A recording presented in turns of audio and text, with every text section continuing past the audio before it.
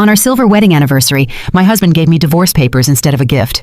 25 years is long enough, he announced in front of all our guests. I want someone young now, and you need to be out of the condo by tomorrow.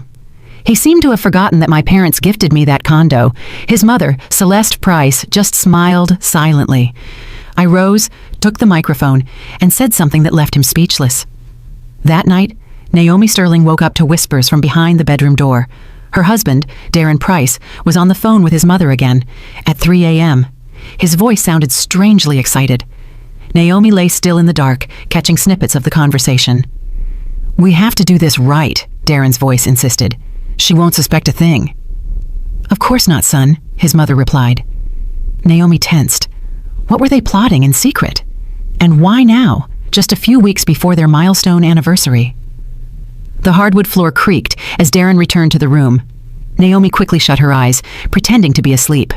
He slipped into bed carefully, but she could feel his body was stiff, restless. The next morning, everything felt odd. Darren was unnaturally affectionate. "Naomi, my love," he said, kissing her cheek. He smelled of expensive cologne. "How about we choose the restaurant for our anniversary today? I want everything to be perfect." "Perfect?" Naomi raised an eyebrow. In 25 years of marriage, Darren had never been so enthusiastic about a family celebration. She always organized everything, and he only found fault. "Fine," she replied carefully, watching him rush off to work. His cell phone was on the nightstand. The screen lit up with a notification. Naomi couldn't help but look. It was a calendar reminder. Call S at 11 a.m. "Hey, Dee," she asked casually, watering the window plants. "Who's the S you have in your contacts?" Darren spun around abruptly. For a second, Naomi saw panic flash in his eyes, but he quickly calmed himself. Sanchez, a colleague from Seattle, just consulting him on a work issue." A lie. Naomi knew her husband like the back of her hand. When he lied, his left eye always twitched, just as it was doing now. "I see," she replied with a smile, but deep inside, her chest tightened. Once he left, Naomi stood by the window, gazing at the gray October sky over Georgetown. 25 years. A quarter century. They met in college. She was a brilliant accounting student. He was an up-and-coming manager. They married for love, dreaming of children and a big family. But children never came. Doctors found nothing wrong, but the miracle never happened. Darren took it hard, especially when his mother, Celeste, started making passive-aggressive comments about grandchildren. In time, they accepted being childless and focused on the positives, more time for themselves, for travel, and for career advancement. But something vital had shifted between them. A knock on the door pulled her from her thoughts. Standing there was Celeste Price, her mother-in-law, with her usual frigid smile. "Naomi, dear," she said, entering the condo without waiting for an invitation.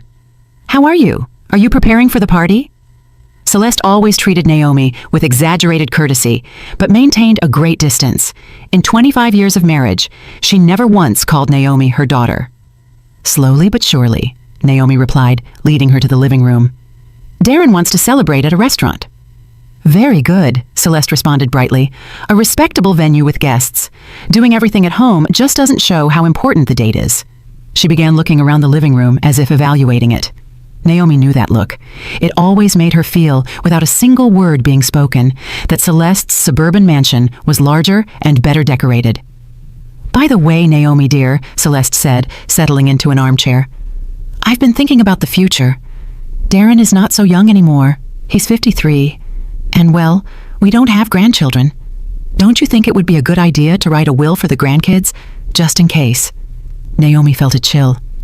"What grandchildren, Celeste? We don't have children." "Well, for my nephews," she said dismissively, waving her hand.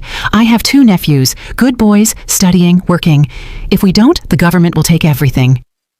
Naomi slowly placed her teacup on the table. "And where do you keep the condo papers?" Celeste suddenly asked, as if it were a casual afterthought. "I'm just thinking about the boys' future. The nephews, the young people." That was it. Naomi understood the subtext.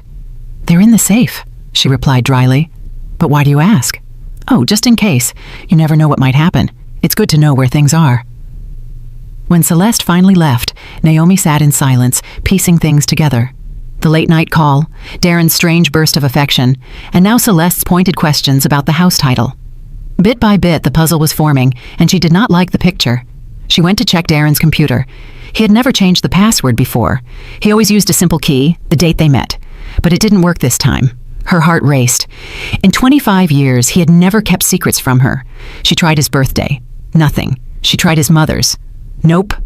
Then it occurred to her to try their wedding date, but in reverse. It worked. The browser history opened, and what she saw gave her a knot in her stomach. How to divorce when shared assets exist. Spousal rights and property division. Legal advice for separation. He had searched all of this over the past 2 weeks. With trembling fingers, she scrolled page after page. How to keep the condo in a divorce. Legal tricks for dividing assets. Suddenly, her phone rang. It was her friend, Candace. "Naomi, you won't believe what I saw. You're Darren. I saw him at a jeweler's in Tyson's Galleria with a young woman. They were looking at rings. She was clinging to him, hugging him like nothing." "What did she look like?" Naomi interrupted softly. About 30, blonde, very put together, wearing a super expensive coat. Pretty, but she looked superficial, and they were so openly affectionate. "Are you okay, Naomi?" "Yes," Naomi lied. "Everything's fine." But nothing was fine. That evening, Darren returned with a bouquet of roses and a box of fancy chocolates. "For my one and only true love," he said confidently, kissing her lips. One and only. How ironic, Naomi thought. She looked him straight in the eye. "We need to talk seriously about our future." Darren tensed. It was subtle, but she saw it. "Talk about what?" he asked, turning on the TV, pretending to be absorbed in the programming. "Everything's fine, right? The anniversary is in 1 week. All our friends will be there. Let's not spoil the mood with serious topics. We'll talk after the party, okay?" After the party. That meant something big was planned for the party itself. Naomi nodded, feigning acceptance, but felt an icy coldness within. After 25 years, she knew her husband well. He was preparing something, calmly and coldly, involving his mother and surely a lawyer. What Darren didn't know was that Naomi had an ace up her sleeve, something that could unravel all his plans. And for now, she wasn't going to tell him a thing. The next day, Naomi woke up with a knot in her stomach, as if a terrible tragedy had struck the day before, and she was just learning to live with it. Darren left early without breakfast. "I have a meeting," he said. A meeting, Naomi thought bitterly. She knew exactly who that meeting was with. At 11 a.m., the home phone rang. Darren had forgotten his cell phone, leaving it face down in the kitchen. Naomi didn't answer, but the answering machine recorded the message. "Dee, it's Mom. I spoke to Mr. Hayes. Everything can be arranged. The important thing is that she doesn't suspect anything until the very last moment. Call me when you're free." Hayes, the supposed Seattle colleague. Now it all made sense. Naomi felt the ground give way beneath her. 25 years, a quarter century beside a man who was now planning his betrayal like office paperwork. She approached Darren's phone. It required a 6-digit code. She tried the date they met, September 1, 1999. Nope. She tried Celeste's birthday. Nothing. Then she remembered the blonde from the jewelers. Her intuition told her to try March 8, International Women's Day. It worked. The lover's birthday. The texts confirmed everything. "Sierra, my love, a little more patience. After the anniversary, everything will be resolved. The condo will be ours. Dee, you said we'd be living together by New Year's. I'm tired of hiding. My love, everything is going according to plan. Mom has already taken care of things. Naomi suspects nothing. Hayes says if we play this right, she'll only get half. I'll keep the condo." Naomi slumped into a chair, her hands shaking. They were planning her life as if she were a piece of secondhand property. Darren, his mother, the lawyer Hayes, the mistress Sierra, all tangled in a trap where she was the prey. And the worst was yet to come. "Hey, Mom, are you sure the condo title is in both our names? Maybe we got lucky and it's just mine." "Son, I saw the copies when you bought it. Both names are on it. But Hayes says there are ways. The important thing is she signs the waiver, and if she won't sign, she will sign. After what we're going to do to her at the party, she won't have any other option." What did they plan to do to her? Naomi felt anxiety rising in her throat. They were going to humiliate her in front of everyone, accuse her of something. Without wasting time, she copied all the important messages to her own phone and put Darren's phone back where she found it. She needed a plan. She needed help. She called Aisha Cole, her college friend, now a family attorney. They didn't talk often, but their friendship remained strong. "Naomi," Aisha said when she answered. "Long time no talk. How are you?" "Can we meet today?" Naomi asked, trying to sound calm. "I need a consultation." "Sure, I'm free at 6. Come to the office and we'll talk." Aisha's office was downtown, in a modern high-rise. She greeted Naomi with a hug, but immediately noticed the tension. "Sit down. Tell me everything. What happened?" Naomi took a deep breath. "Let's just say an acquaintance of mine is having trouble with her husband. He wants a divorce but is hiding it, and it seems he's setting a trap." Aisha looked at her intently. You sure this is a hypothetical acquaintance, Naomi? Naomi was silent for a few seconds, then told her everything. The late-night calls, the phone messages, Sierra, her mother-in-law's scheming, everything. Aisha listened, occasionally asking for clarification. I understand, she said finally. This is serious, but you're not lost. The good news is you reacted in time. Tell me about the house. When did you buy it? Whose name is on the title? We put both names on it in 2005, equal shares. Are you formally employed? Yes, I'm the controller at Alliance Development Group. I've been there for 15 years. And the weekend cabin is also in both names, but it's not worth much. The condo is the main asset. Aisha jotted down notes. Naomi, they can't do anything to you if you keep a clear head. In a divorce, everyone receives what is legally theirs. No one can force you to waive your share. But it's clear they are planning something dirty. They want to put you in a weak emotional position, a scandal, an accusation, something to break you. You need to be ready. How do I prepare? Gather evidence, take photos of the messages, record conversations if you can, move some of the money into an account only in your name. Most importantly, don't let them know that you know what they are doing. Naomi nodded. For the first time in days, she felt something close to relief. She had a plan. She had support. Thanks, Aisha. How much do I owe you? Aisha smiled. Nothing, girl. Friends don't charge. Just keep me in the loop. And remember, no matter what happens, you are not alone or defenseless. Naomi returned home determined to act, but what she found upon arrival confirmed the war had already begun. Darren was by the entrance, checking himself in the mirror. You look kind of run down today, huh? He blurted out without looking at her directly. Forgive me, but yes, Naomi, you've let yourself go a bit lately. Look, turning 50 isn't the end of the world, but you need to take care of yourself. Go to the gym, see the dermatologist, get something done. I saw Candace's daughter today. She's 30, but looks 25, very polished. And you? Well, you understand. He was comparing her to younger women, setting the stage to justify his betrayal. I have a meeting tomorrow, he announced suddenly. It's Saturday, but it will take all day. Another date with Sierra. That's fine, Naomi replied calmly. And Sunday, I'm going with Mom. I'm going to set up her new smart TV. Spending time with the Trader's family. That night, when Darren was in the shower, Naomi reviewed their joint bank account online. In the last month, $30,000 had been withdrawn in several transactions, gifts for Sierra, payments to the lawyer, and who knows what else, all with their shared money. Naomi let out a nervous, brittle laugh. They were using her own money to plan her downfall, but she had an ace up her sleeve, something they didn't know. A week prior, a letter had arrived from a notary. Her Aunt Josephine, her father's older sister, had passed away in Germany. She had no children or spouse. She left her entire estate to Naomi, her only niece. This included a condo in Munich valued at $800,000, USD equivalent, a bank account with $570,000, USD equivalent, another luxury investment condo in Miami Beach, Florida. Total value, over $3 million. Naomi hadn't told anyone. She wanted to surprise Darren on their anniversary, but now that money and property were her salvation, she opened her laptop and began researching how to register the inheritance, transfer the funds to her personal account, and legally protect herself from the people who saw her as a fool. Darren thought he held all the cards, but the game was just beginning. On Monday, Naomi woke up with a clear plan. First, she visited a notary, but not the one handling her aunt's case. She went to see an old acquaintance, Mr. Perry, the real estate lawyer who had helped them purchase the condo years ago. Naomi Sterling, how many years? And how is Darren Price doing? Mr. Perry, an older gentleman, greeted her with a smile. Mr. Perry, I need your help, she said, entering his office, but it has to be strictly confidential. The lawyer's face grew serious. Sit down. I'm listening. Do you remember our condo on M Street in Georgetown? You did the title work in 2005. Of course. A very good unit in a fine building. Do you recall who purchased it first? I mean, where did the money come from? Mr. Perry frowned, opened an old file, and searched for a moment. Here it is. It was an unusual case.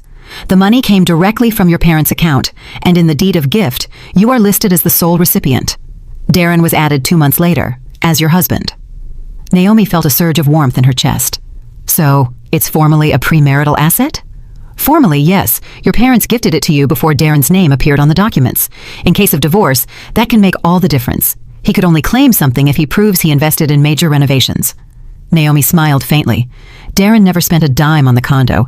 She had done everything herself. Could you give me a confirming document? Of course. Come back tomorrow afternoon. It will be ready. Leaving the office, Naomi felt different. After so many days, she finally felt strong, protected. But what awaited her at home left her breathless. A courier delivered a thick envelope from Germany, the final papers for Aunt Josephine's inheritance. Naomi read the lines with the help of a summary. A condo in Munich valued at $800,000, a bank account with $570,000, and the luxury investment condo in Miami Beach. More than $3 million in total. She sat in the living room. She was now a wealthy, independent, free woman, but Darren shouldn't know. Not yet. Her phone rang. It was Darren, his voice overly cheerful. Naomi, my love, I was thinking, what if we really celebrate our anniversary? Colleagues, friends, everyone. Why such a big deal, Dee? Why? It's 25 years. A silver anniversary. I want everyone to see what a perfect family we have. I already reserved the ballroom at the Watergate Hotel for 100 people. 100 people for her public humiliation. Isn't that expensive, Darren? We're supposed to be saving. Don't worry about it, he interrupted. The money is there. The important thing is the impression. We'll invite my boss, yours. Everyone needs to see how happy we are. What a cynical lie. Fine, Naomi said calmly. Whatever you say. Perfect. I have a meeting with some partners. We'll talk tonight. Partners? Naomi knew what that meant. In the afternoon, Celeste Price arrived with a gift. Naomi, dear, she said in a sugary voice, handing her an envelope.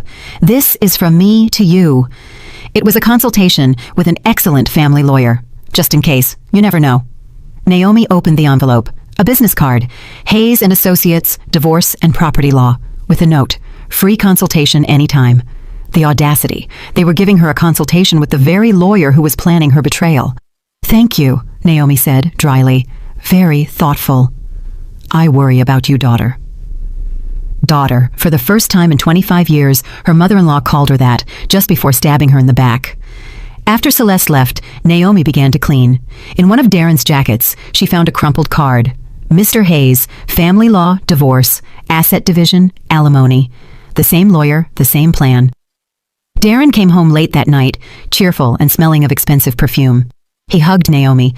Everything is ready. Restaurant, menu, guests. It will be unforgettable. Naomi looked at him coldly. He was right. It was going to be unforgettable, just not the way he imagined. Dee, what cologne are you wearing? That's not yours. He hesitated. I got on the elevator with the neighbor. She wears a very strong perfume, and it clung to my jacket, one lie after another. By the way, he said, walking toward the window, at the anniversary, I'm going to give a special speech about our life and our future plans. What plans? You'll see. It's a surprise. A surprise? Naomi felt a chill. She couldn't sleep that night. Around 2 a.m., she heard a murmur. Darren was on the phone in the hallway. She got up quietly and pressed her ear to the bedroom door. Mom, everything is perfect. The restaurant is booked. Guests are confirmed. After the toast, it will all just happen. Are you sure she doesn't suspect anything? How would she suspect? She's naive like a child. She's always trusted me, and she still does. And if she doesn't want to sign the papers, she will sign. After what I tell her in front of everyone, she'll have no other option. Everyone will see what she's really like, you know. Dee, don't you think it would be better to do it privately? At home, without a scene? No, Mom, it has to be in front of everyone.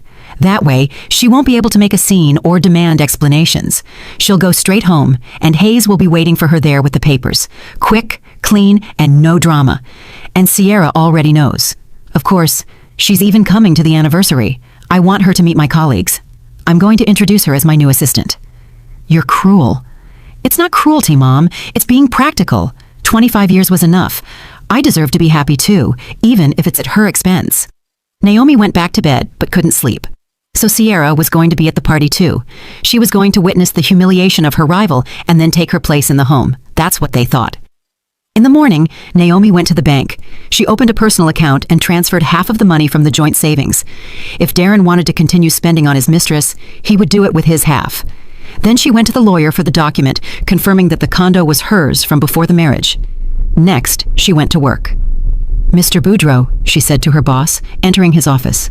Can I speak with you? Of course, Naomi Sterling. Is everything all right? Everything is fine, for now. I just wanted to warn you that I will soon be entering a difficult personal phase. Divorce? He asked, frowning. Seriously? I thought you two were solid. You even invited me to your anniversary. That's exactly why I want to warn you. If things go wrong, I hope I can count on your support. My work won't be affected. You are the best controller we've had in 15 years. Whatever happens, your job is safe. That night, while Darren was at another meeting, Naomi took out the inheritance documents. She needed a clear, well-thought-out plan. The Miami Beach condo was empty. Aunt Josephine had rented it out, but the contract had ended a month ago. Naomi could move there after the divorce. With the money in the German bank, she had financial independence for years. And most importantly, the document proving the DC condo was hers from before the marriage. Darren would never see that coming. Tomorrow was the anniversary. He thought he would deliver the final blow, but he was the one about to be blindsided. Naomi put all the papers in the safe and smiled. Thursday morning, she went to the German consulate. She needed to formalize the inheritance to access Aunt Josephine's accounts. The consul, an older gentleman with a neatly trimmed beard, reviewed the documents carefully. "Everything in order, Mrs. Sterling. Your aunt was a very prudent woman. The bank accounts will be unlocked in 1 week. And regarding the Miami Beach condo, ownership passes to your name immediately. Here are the papers. You can dispose of it as you wish." Naomi carefully put the documents in her bag. She now owned 3 properties, over $1 million in cash, and, most valuable of all, complete freedom. That same day, she opened another account in euros to prepare for the international transfer. The bank advisor, a young woman, looked at the numbers in the papers with wide eyes. "Wow, you did very well with the inheritance, didn't you?" "Yes," Naomi smiled. "My aunt was an incredible woman." Leaving the bank, she felt a weight lift from her. For the first time in years, she felt truly free and independent. She no longer cared what Darren planned. That was no longer her problem. But the surprise waiting for her outside the Watergate Hotel was a sharp blow. She had gone to check on the anniversary party arrangements, and right by the entrance, a young blonde woman in an expensive coat was talking on the phone. "Dee, my love, it's incredible," Sierra was saying in a sickly sweet voice. "The ballroom is huge, the decor is divine. You promised we'd live in a huge condo soon, and I can already imagine hosting parties there." It was Sierra, her husband's mistress. She was only a few feet away, talking excitedly about the life she would have with him. Naomi stood still, watching her. There was no doubt she was pretty, about 30, great figure, well-kept hair, perfect nails, but her eyes were empty, cold, and calculating. "Of course, I understand tomorrow will be difficult," Sierra continued. "But you said after your speech she'd understand everything, and I'll be there as your new assistant. Romantic, right? Publicly humiliating your wife is romantic." Naomi walked closer. "Excuse me, do you know where the manager is?" Sierra turned, looked Naomi up and down with disdain. "No idea," she replied coldly. "I don't work here." She returned to her phone. "Dee, there's some lady asking me questions here. Okay, see you tonight. I love you." Some lady? Naomi smiled to herself. Tomorrow, this lady would deliver a big surprise. The restaurant manager, a kindly, plump woman, received Naomi with a smile. "You're here about tomorrow's anniversary? Mr. Price already paid for everything. Ballroom for 100 people, banquet, live music." "And how much did all that cost?" $45,000.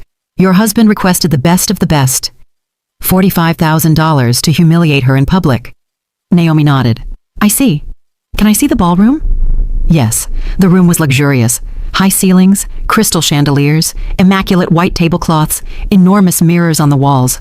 All the guests would have a perfect view of the spectacle. "Where will the microphone for the toasts be?" Naomi asked. "Right here in the center," the manager said. "Mr. Price insisted that everyone hear him." Of course. So no one misses the humiliation.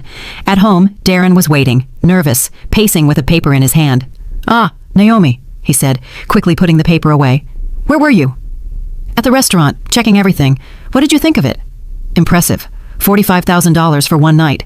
Seriously, Dee, don't you think that's too much? We have other plans, right?" "Don't worry about it," he scoffed. "The money is there. The important thing is to make a good impression. On the guests or on the mistress?" That night, Celeste Price arrived, completely excited. "Dee, son, are you ready? Did you rehearse your speech?"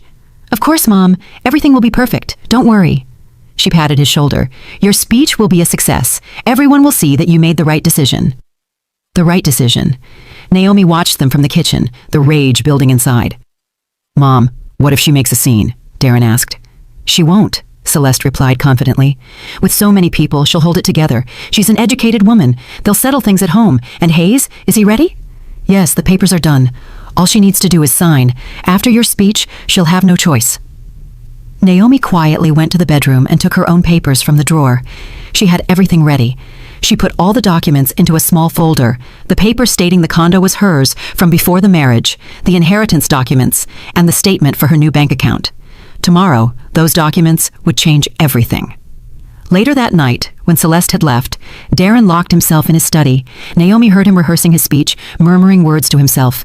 She approached the door and listened intently. Dear friends, today is a special day. 25 years ago, I made a decision that seemed right. But life moves on, people change, and sometimes you have to have the courage to admit your mistakes. Mistakes? 25 years of marriage was his mistake. I thank Naomi for these years, but honesty demands I speak the truth. We are different people with different values, with different plans for the future, and I have made a decision. The rest was muffled, but the meaning was clear. Naomi returned to the bedroom.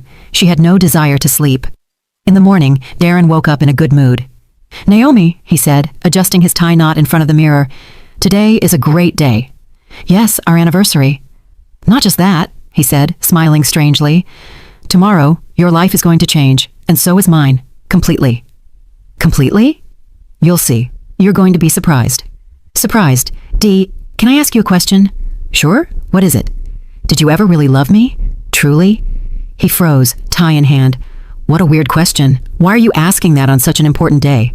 Just curious. Of course I loved you, he said without looking at her. And I still love you in my own way. In his own way, like someone who cares for an old piece of furniture that has served its purpose. I understand, Naomi said quietly. Throughout the day, Darren was frantic, calling the restaurant, checking the guest list, giving orders. By the evening, he was visibly anxious. Are you ready, Naomi? She stood before the mirror in a new, elegant dark blue dress, bought especially for this day. Ready.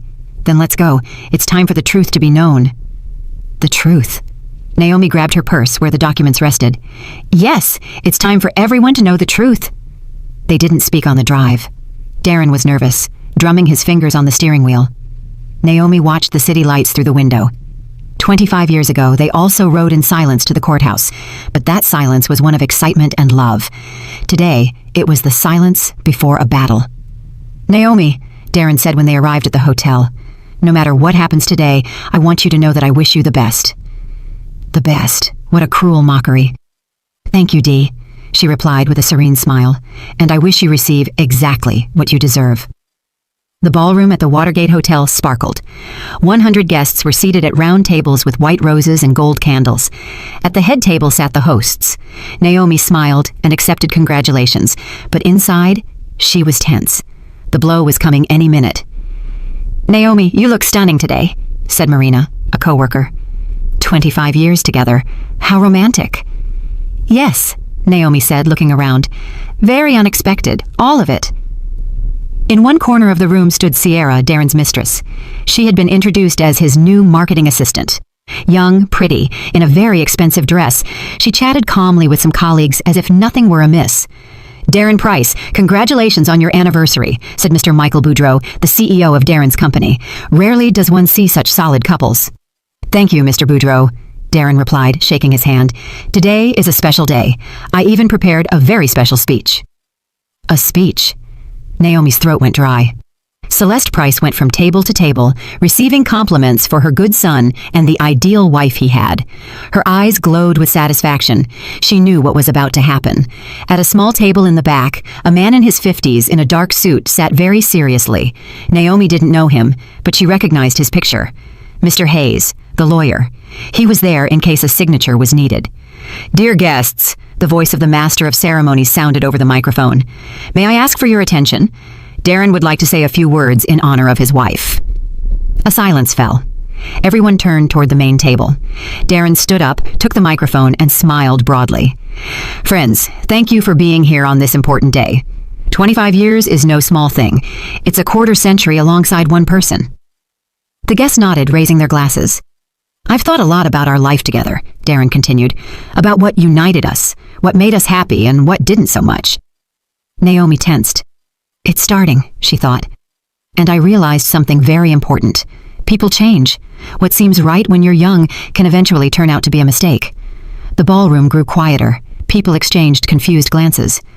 25 years ago, I chose the woman who would be my life partner, guided by youthful emotions, but life taught me to see things more clearly. Darren, Naomi murmured, what are you talking about? The truth, dear. It's time to stop lying to ourselves. He turned to the guests, his voice harder, firmer. Dear friends, I want to be honest with you and with myself. For 25 years, I endured a life with a woman who is not right for me. A gray, boring woman who doesn't know how to be the partner of a successful man. The ballroom erupted in surprised murmurs. Darren, are you crazy? Someone yelled. Quite the opposite, he said calmly. I'm finally thinking clearly. Naomi needs to understand this. Our marriage is over. I'm filing for divorce. The room was stunned. Some gasped, others held their hands to their chests. His mother, Celeste, smiled triumphantly. Furthermore, Darren continued, feeling emboldened, I want a fair division of assets. Naomi must leave the condo. It's time for a new life, new relationships. He looked pointedly at Sierra, the blonde, who stood in the back, barely concealing a victorious smirk. Is this a joke? A woman asked, bewildered. Are you in your right mind, Darren? His boss demanded. More than ever, he replied coldly. I have the right to be happy, and I'm going to exercise it. Naomi will receive what the law dictates, and we will separate on good terms.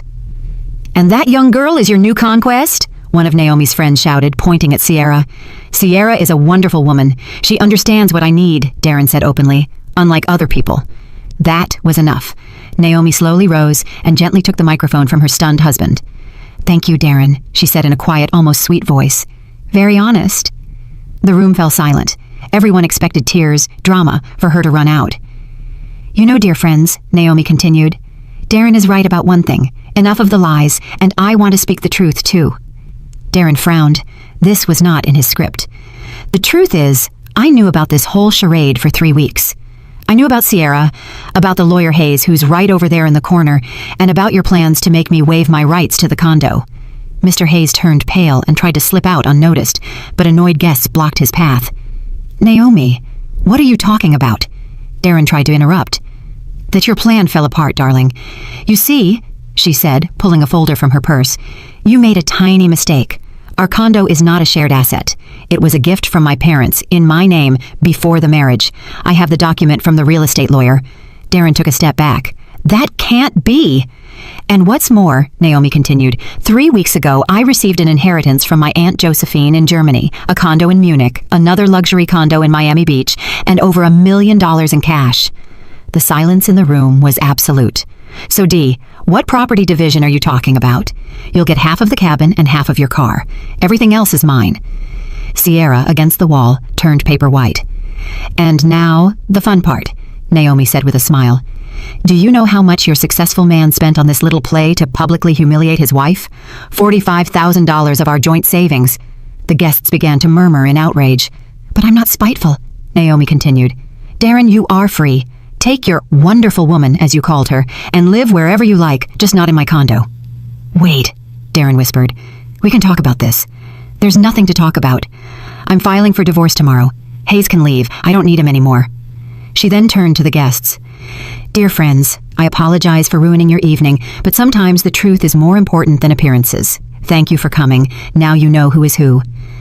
Naomi placed the microphone on the table and walked toward the exit. Behind her, a scandal erupted. Darren, you are a complete scoundrel, a woman yelled. How could you do that to your wife? 25 years and you pull this? Sierra tried to leave discreetly, but a furious group of guests blocked her path. And what about you, homewrecker? Did you think stealing another woman's husband would be easy?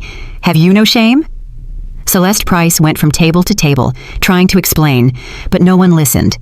Meanwhile, Naomi walked out of the restaurant and breathed the cool night air. Freedom.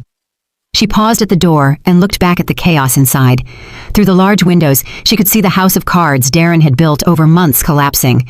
He was in the middle of the ballroom, pale, confused, like an actor who had forgotten his lines. The microphone lay on the floor, guests yelling around him. Mr. Michael Boudreau, the CEO, approached him. Darren Price, I am deeply disappointed in you after this show. I think we will have to review your position in the company. But Mr. Boudreau, you don't understand, Darren stammered. It's not what it looks like. Naomi twisted everything. Twisted? Interjected Marina, one of Naomi's co-workers. We all heard what you said. 25 years enduring a colorless woman? Aren't you ashamed? In another corner, a different scene unfolded. Sierra, finally realizing her dream of living in a luxury condo was over, pushed her way through the angry guests. Dee! She grabbed Darren's sleeve. What's going on? You promised me a condo. Where's the money you gave me for our new life? Shh, Darren whispered, nervously looking around. Not here. Why not here? Sierra yelled, growing hysterical. I've been waiting for 3 months. You said we'd live like kings after the divorce, and now what? Guests turned, curious, some already recording on their cell phones. Stop it, Darren pleaded. We'll talk later. But Sierra let out a bitter, almost hysterical laugh. Talk about what? You don't have a condo or money. You fooled me. She turned to the guests. Do you want to know the truth? This successful man promised me riches for 3 months. He bought me jewelry with his wife's money. He promised me a huge downtown condo. Sierra, shut up! Darren screamed in desperation, but it was too late. And he also took out loans using their shared assets as collateral, she spat out, getting carried away. He thought his wife would never find out. He took $20,000 from Chase Bank and another $15,000 from Wells Fargo. He spent it all on me. The room was silent. Even Naomi hadn't known about that. Celeste Price, who had tried to be inconspicuous, rushed toward him. Dee, son, what is this woman saying? What loans? What inheritance of Naomi's? Mom, now is not the time, Darren mumbled. Not the time. I mortgaged my mansion to give you money for the lawyer. And now what? How am I going to pay? Another blow. Even his mother was now in debt because of his scheme. Wait, one of the guests intervened. Did I understand correctly? The 3 of you planned to deceive Naomi?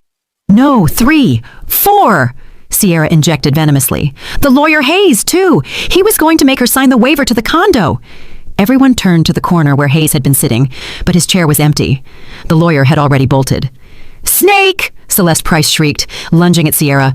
This is all your fault. You drove my son crazy. My fault? Sierra retorted indignantly. It was your son who groomed me. He told me his wife was a fool, that he'd manipulate her easily. Men separated them just as a fight almost broke out. What a disgrace, a woman said loudly. Mr. Boudreau, doesn't Naomi work for you? Yes, and she is the best controller I've had in 15 years, the CEO said firmly. After this circus, the only thing I'm going to do is raise her salary. And this guy, he looked at Darren with contempt, should look for another job. With this reputation, he won't get far. Darren went back and forth between his mother, his mistress, and the indignant guests, trying to fix something. People, you don't understand, he yelled. I have the right to be happy. 25 years is too much. An older woman approached him, Aunt Clarice, Naomi's aunt. And did you think about how she felt living 25 years with an egoist like you? Aunt Clarice is right. Other family members of Naomi supported her. What a disgrace. People like you don't belong in our family. Good thing Naomi found out in time, added her cousin Dwayne. Otherwise, you would have kept fooling her whole life.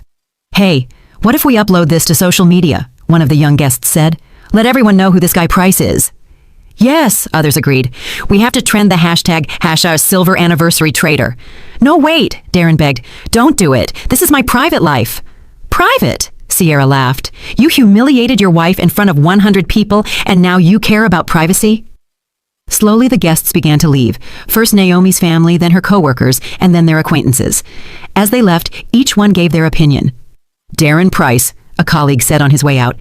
After tonight, don't even say you know me. What a shame for the family, a neighbor muttered. And now, how is he going to face people? You're trash, one of the men said bluntly as he passed. You exposed your wife like she was a joke in front of everyone. Half an hour later, only the protagonists of the drama remained in the ballroom. Darren, Celeste, Sierra, and a few waiters watching curiously. Now what? Sierra asked, fixing her disheveled hair. Do you have any money at all, Dee? Where from? He complained. I spent it all on the party and your gifts. And the loans? Who's going to pay them? I don't know. Maybe I'll sell the car. The car? Sierra laughed bitterly. Are you crazy? That won't even cover the debt. And what about me? I left my ex for you. I don't know, Darren repeated. I don't know what to do. Celeste Price sat with her face in her hands. And what am I going to tell Hayes? He charges for every consultation, and I even put my house up as collateral. Mom, Darren said, approaching her. We'll find a solution. A solution? She lifted her face, her eyes red. In my 70s, I'm left homeless because of your foolishness. Then Sierra stood up, adjusted her purse, and said, You know what? I'm leaving. You two are utterly useless. Dee, don't ever call me again. And the money you owe me for the last 3 months? Forget it. Consider it a payment for this life lesson. She paused at the door and turned.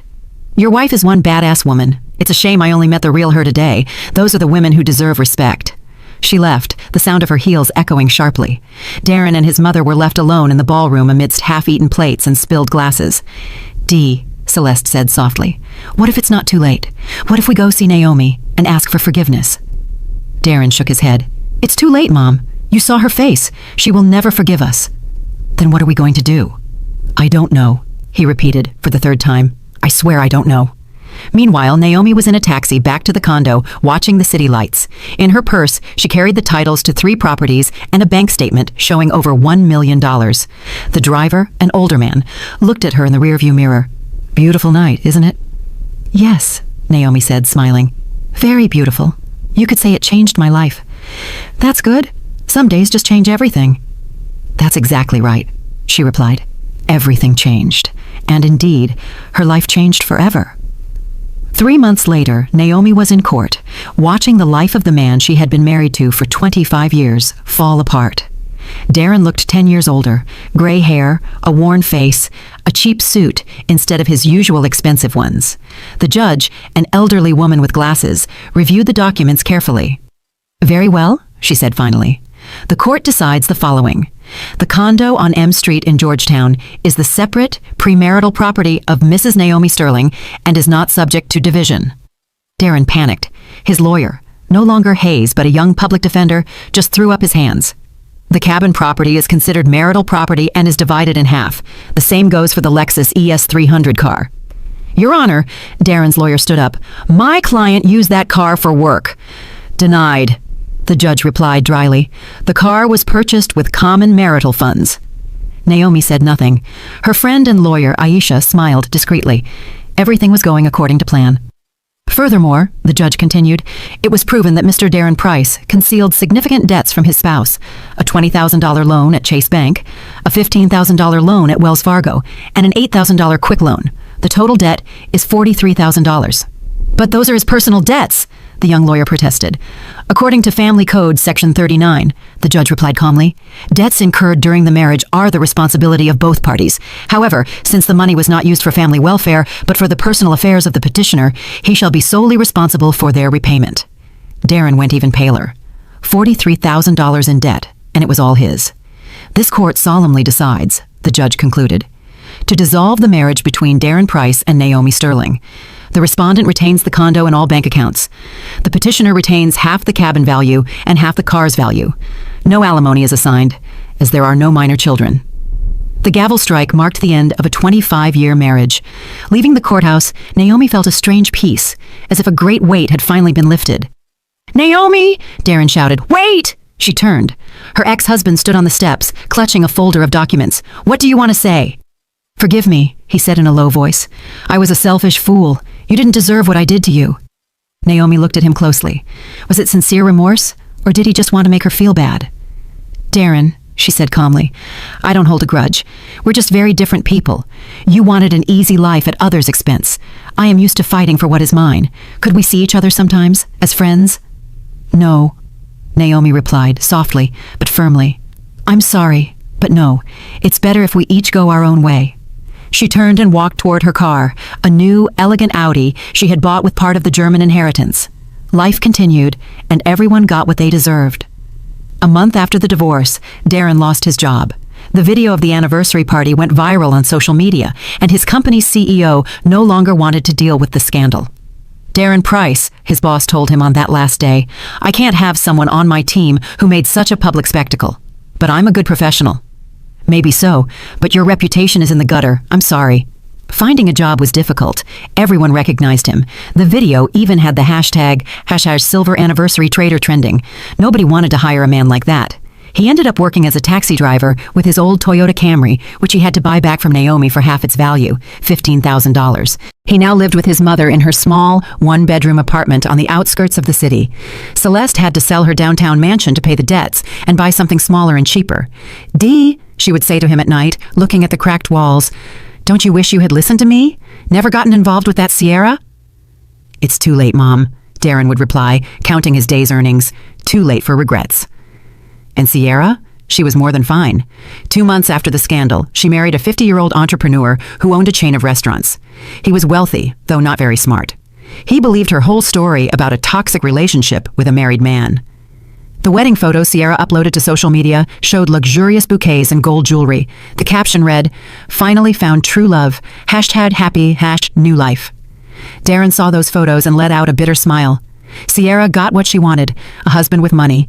But it wasn't him. Naomi lived a completely different life. She moved to her Aunt Josephine's investment condo in Miami Beach. It was a spacious, light-filled condo with a view of the ocean, a true oasis amidst the city's chaos. She didn't want to be an accountant anymore. With the money she inherited, she opened a small publishing house specializing in translations of European literature. It was her lifelong dream. "Naomi Sterling," Mr. Boudreau said when she resigned, "we don't want you to leave. Are you sure you won't reconsider?" "Thank you," she replied with a smile, "but I've found what I'm truly passionate about. I'm dedicating myself to books." "Well, I wish you the best of luck. And you know what? After everything that happened with your ex-husband, many of our female employees look up to you. A woman has to know how to defend herself." One evening, her friend Aisha came to visit. "You look so content," she asked, looking at the cozy living room. "Do you feel avenged?" "You know," Naomi replied thoughtfully, "I don't feel vengeance. I feel relief. That wasn't vengeance. I just defended my rights. The truth always wins, even if it takes time." They drank tea on the balcony, watching the lights of Miami shine. "Do you regret those 25 years?" "No," Naomi said, shaking her head. "Those 25 years taught me something invaluable, to only rely on myself and to value honesty above everything else." Her publishing house employed 5 people, talented young translators. They published beautiful books in small editions for those who appreciate good literature. Naomi, her editor Anna, said one day, "Your story is very special. My mom told me she was at that anniversary. She works with your ex-boss. She says there are few women like you." "I don't consider myself a strong woman," Naomi responded. "I just decided not to be a victim." A year later, she received a letter from Darren. "Naomi, I don't know if you'll read this. I just want to say that I understand. You were the best thing that ever happened to me. I lost you because I was foolish and greedy. I don't ask for forgiveness. I know I don't deserve it. I just want you to know that you deserve the best in the world. Be happy. Darren." Naomi read the letter and filed it away in a drawer. No anger, no sadness, just a memory of a past life. That night, she went out onto the terrace with a cup of coffee. Miami glittered with lights. Music played in the distance, and the air smelled of summer flowers. She was free, financially independent, doing what she loved, and for the first time in many years, she felt truly happy. In another part of the city, Darren drove his old Toyota, carrying passengers, thinking about how one can lose everything in a single night. Yes, the truth always conquers the lie, even if it sometimes takes a while. Did you like my story, and which city are you listening from? Let's meet in the comments. If you like the story, you can support me by sending a super thanks so I can keep bringing more stories like this. Thank you so much for your sweet support. I'm looking forward to your comments on the story. On the screen, you can see 2 new life stories that I highly recommend. There's so much more on my channel. Don't forget to subscribe. See you in the next life story with love and respect.